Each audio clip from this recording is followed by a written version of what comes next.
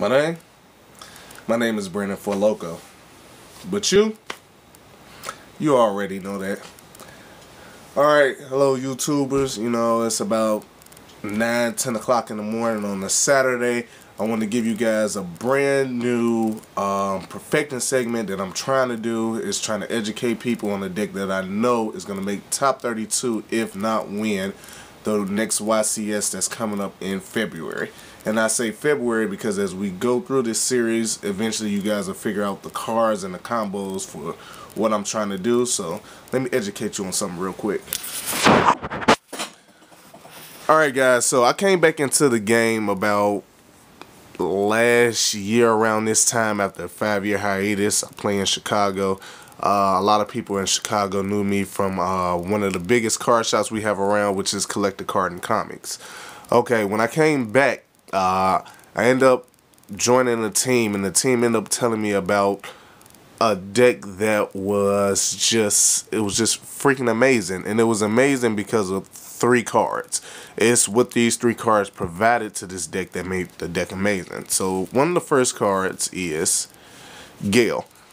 Now, I'm pretty sure a lot of you guys know what Yugioh is, but for those that don't, he's pretty much a level 3 tuner, and he's good because of his ability. His ability to go ahead and cut a monster in half and run over the monster is just amazing. So unless you have a monster that's 2600 attack, in which Yugioh could cut him in half and suicide, Yugioh is pretty much going to run over everything, and with him being a tuner, it's just even more amazing.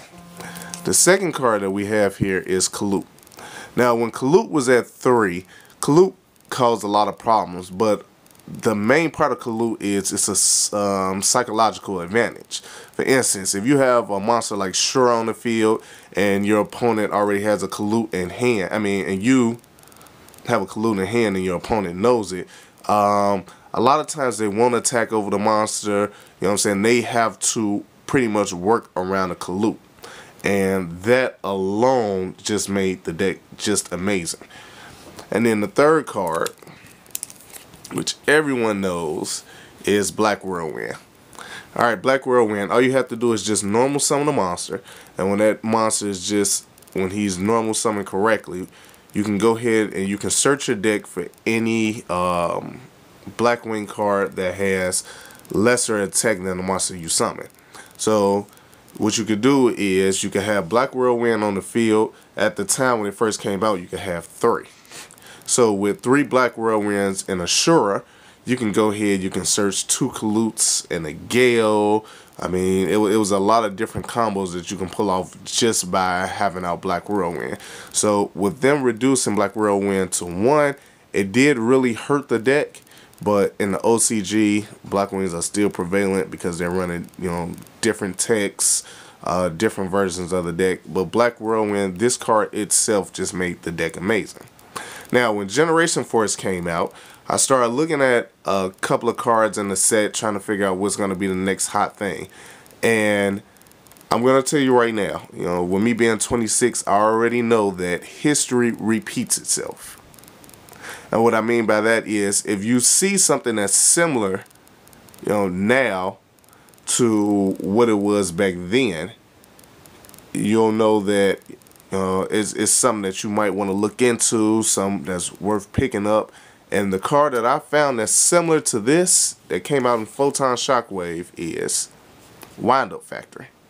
Alright, Wind Up Factory doesn't act the same exact way because there's different conditions in order to activate its effect, but overall it does the same thing that Black Whirlwind did, which was it allows you to search your deck for a monster that you can use later on in the game, or you can use right then.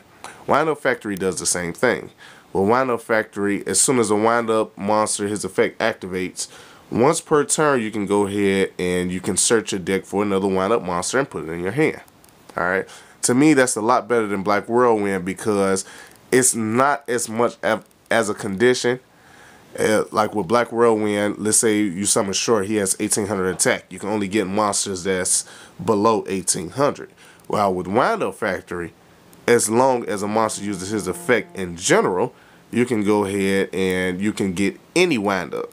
So pretty much with these two magic cards being continuous, what they pretty much do is they act like as a toolbox. So they go ahead and they let you search out whatever you need at the time that you need it. The difference between these two is that Black Whirlwind only activates on your turn because you have to normal summon the monster, whereas Wind Up Factory, with a couple of cards that just came out in Photon Shockwave, you can use it on both players' turn. So I'm really feeling Wind Up Factory right now. Now the point of me showing you guys these cards is I'm going to make a new segment and I'm going to call it a Wind Up Story. Alright, this is going to be my journey from right now, it's November 19th, until February. Until February comes around, when I think that Wind Ups have all the cards they need to be tier 1 or even better. We're going to go ahead, we're going to go through different tech ideas, we're going to go through the main cards in the set.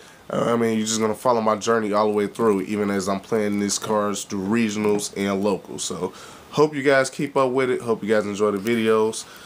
B4lokoB out.